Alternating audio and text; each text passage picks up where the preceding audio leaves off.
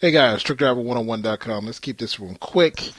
I just want to talk about this Swift trial where Swift was sued for $2.6 million. This is interesting. They broke down, basically it was a trainee. He was moving his tandems and his feet were in the way of the wheel, which is a no-no, but he ran over his foot. Well, I imagine his trainer was backing up and he ran over his trainer ran over his foot because it was in the way. Which most people would move their foot, but basically he was given $2.6 million for those injuries. Now, Swift was determined, this is the part that really blew my mind, they determined Swift was responsible by 49%. And then they determined that the driver himself was responsible. Let's see, hold on. 49% at fault incident, so the carrier shoulders Will Rees himself was determined to be 43% at fault, while the driver's student co-driver was found to be 8% at fault to take the proper evasion action. In other words, keep your goddamn foot out the wheel from the wheel. So basically, Swift ended up getting the Swift was the big company, so they got sued. That's the bottom fucking line. And the thing is still blowing my mind is that this was put into a percentage. And I can imagine this is why my company all of a sudden wants to know all of our any like damage to equipment, which is kind of weird. Because, I mean, it's funny because like I remember back in the day when the company started to really be sticklers about negotiating for repairs. And this is the type of dumb shit that happens when you negotiate for repairs and instead of just fixing stuff. You know, when I first got in the industry, I remember my trainer's air conditioner went out. We pulled into a TA, and my man repaired that. He basically rebuilt the whole. He put Freon in. He took the pumps out. He did everything he could to get that thing running.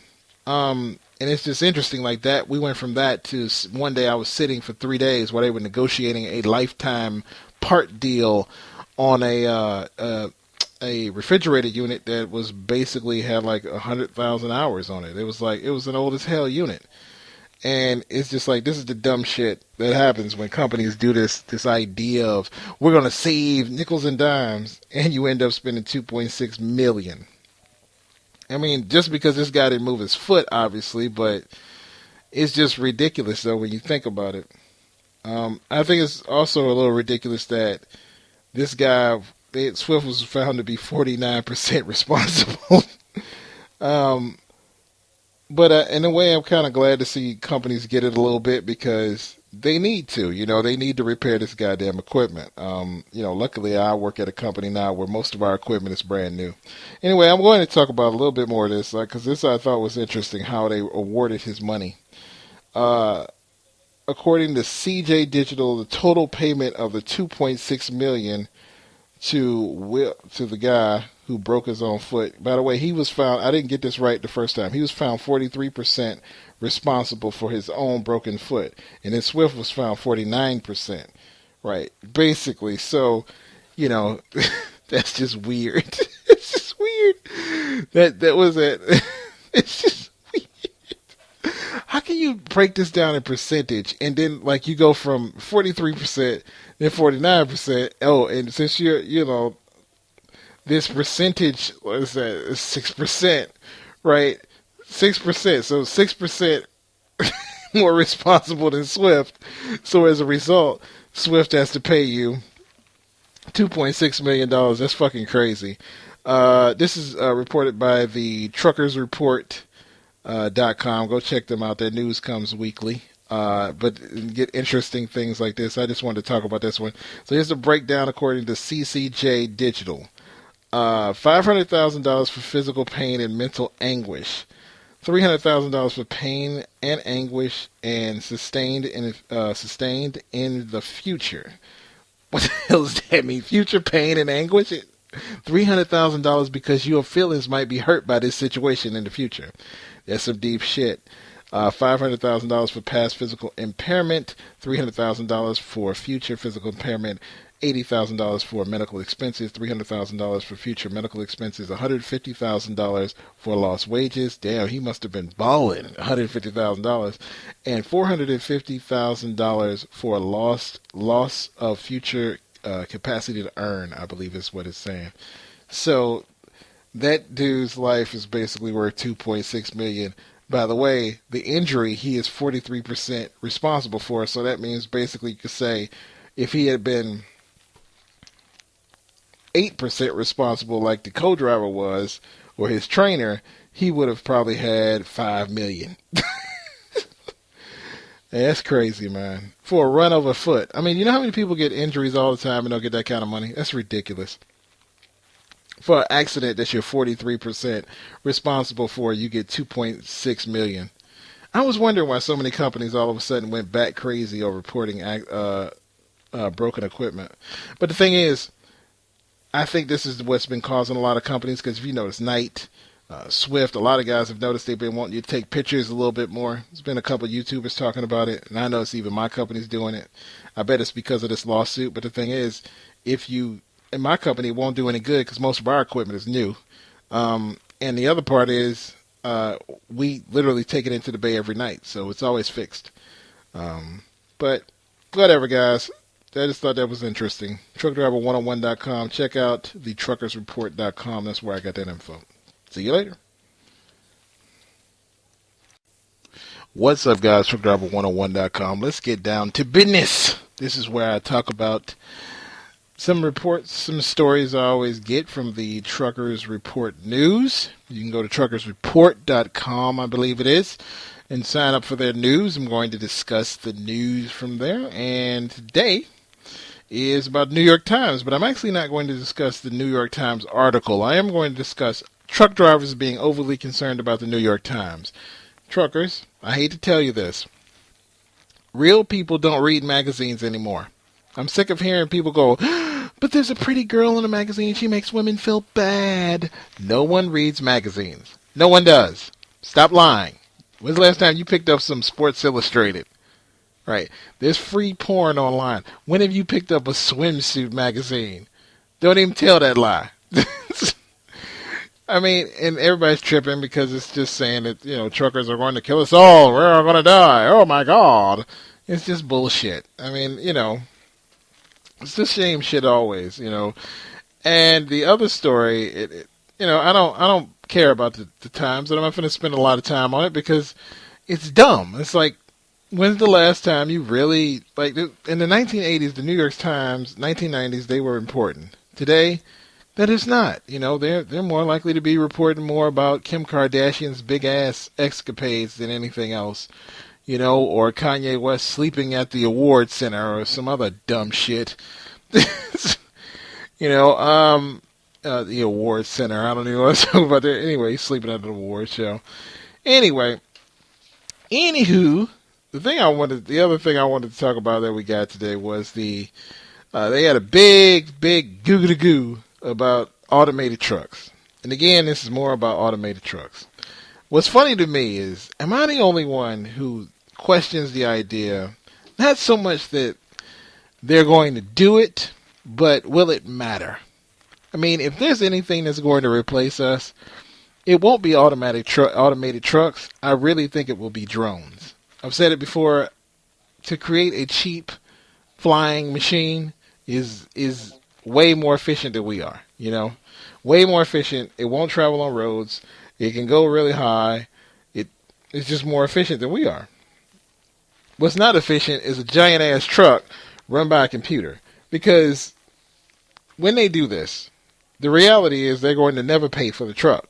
They're going to have upgrades, and they're going to pay for them. I mean, these software companies aren't going to design these programs to drive this truck, and then that's it. They're going to continue to expect to get paid every year. All these companies are. It's like keyless entry in cars. Like, that sounds really cool when you first hear about it, right?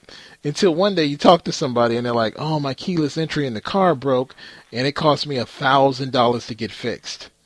And you're like, what? Because, you never realize that something normally that would cost $2 you go get a copy at a hardware store now costs $1,000 because you don't want to be just too lazy to put your key in the ignition. I mean, that's reality. Some stuff should just stay simple. And that's what they're doing to me. They're taking a job that is very simple, and they're using all the excuses, first of all, of the accidents, even though nobody ever brings up the fact that the only way a truck accident really happens for a driver running all night is because somebody paid him usually to run all night. Normally, drivers don't just run all night for like cheap money. Like, we do it because Walmart or some company paid us to do it. I don't know how they always get around the fact that people don't suspect that. They just think we truckers just wake up one day and go, I'm going to drive illegal because I's a trucker. Right? Instead of, I'm going to drive illegally because they're paying me an ungodly amount of money. Right? But regardless of all that, that's, you want to deal with that. That's not going to change. I mean, you have the sleepy driver. You're going to have a broke down automated truck that shouldn't be on the road still riding. And personally, I mean, with this success, and maybe this is just me, but if I'm a trucking company today, the biggest opportunity in front of you is not automated trucks. The biggest opportunity in front of you to save money is to get rid of your company, your truck driving company. Like I could see a future where there is Warner Finance. There is Snyder Finance. There is Prime Finance. There is Swift Finance. And all they do is act like banks financing trucks and let you drive, dispatch, and take care of all the shit they don't want to pay for. I can see that tomorrow. I mean, I can definitely see them making that profitable because being a bank is a hell of a lot easier than running a truck. And even if they would they go automated then? Maybe. But ultimately, when you really understand the fact that they're never going to pay for that truck, like I don't think they realize that when they do this, companies are going to have to sit down and go, what do you mean we never pay for the truck? It's like Qualcomms. You never really pay for a Qualcomm. Every time there's an upgrade, the system gets slower and slower for the people using the old stuff, and you get forced into using the new stuff. It's a continued added expense that never goes away.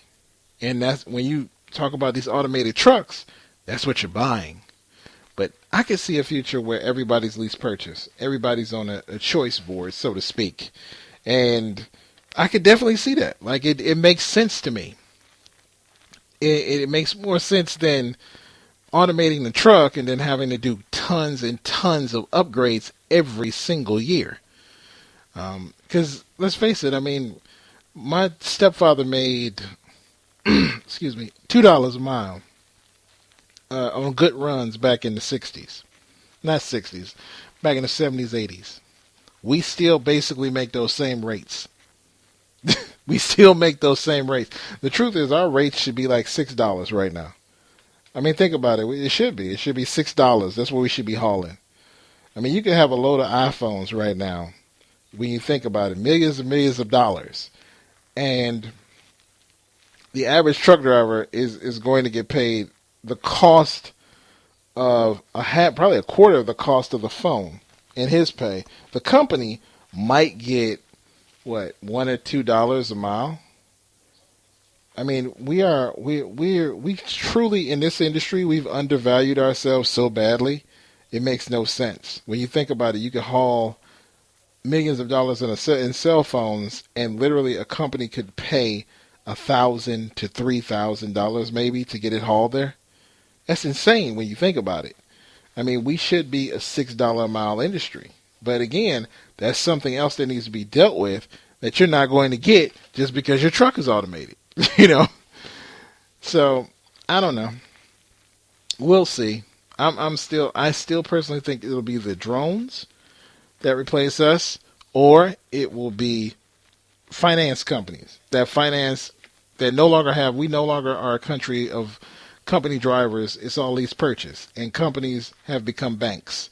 Because I can pretty much guarantee Snyder Finance is probably doing a little bit better than actual Snyder, the company.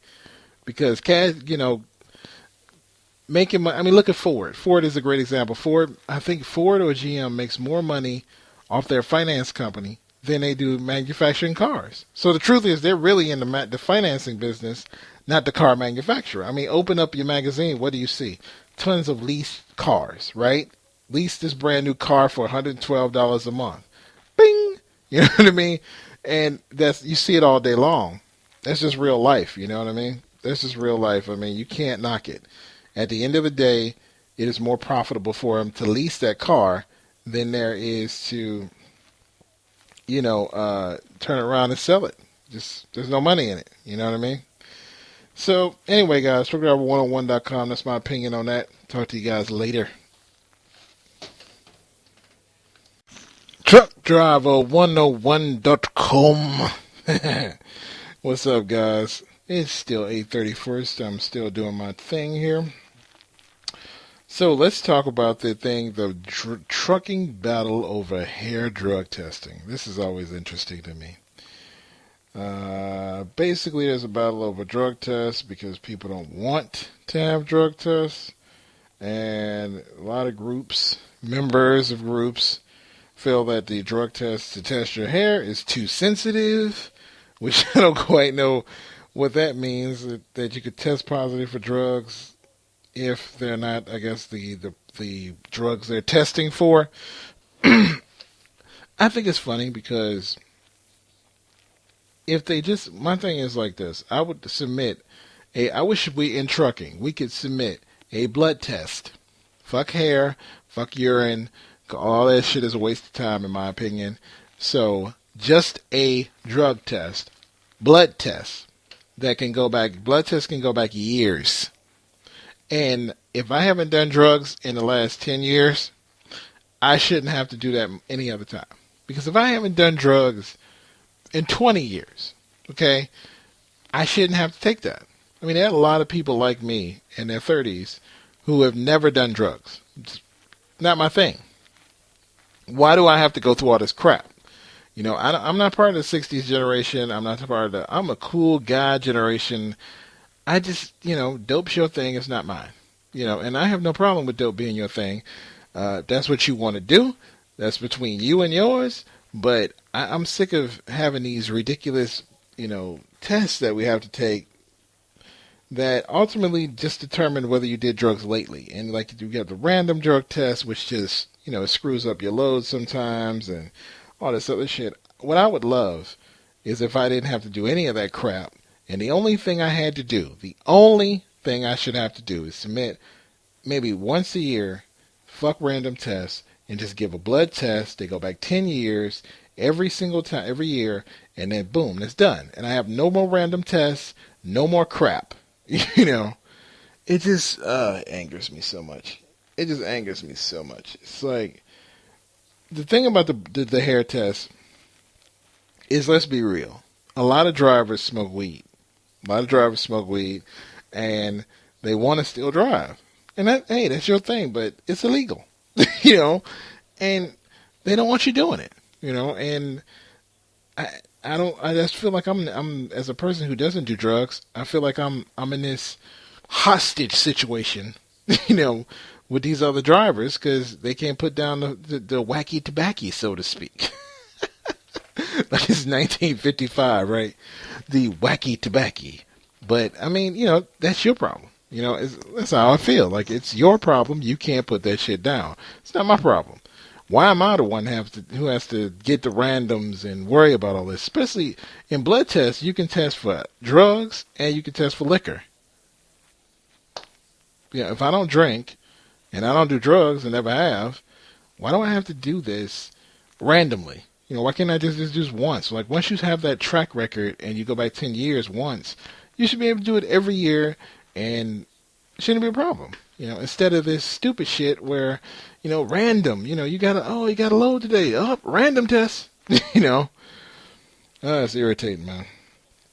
Anyway, guys, that's my little thought on the drug test. I don't care about the hair sensitivity and all this shit, because that's not what the real battle is. The real battle is there are guys who are on drugs, in trucking, who smoke weed, and don't want to get caught. And that's fine, but understand, in this profession, drugs need to be a thing of the past. Like, our reputation is too bad. Tough shit. Either you love the weed or it really isn't addictive and you're going to give it up and be a truck driver. That's how I feel about it. I don't care about the hair test because I don't do drugs. Talk to you later, guys. Truckdriver101.com.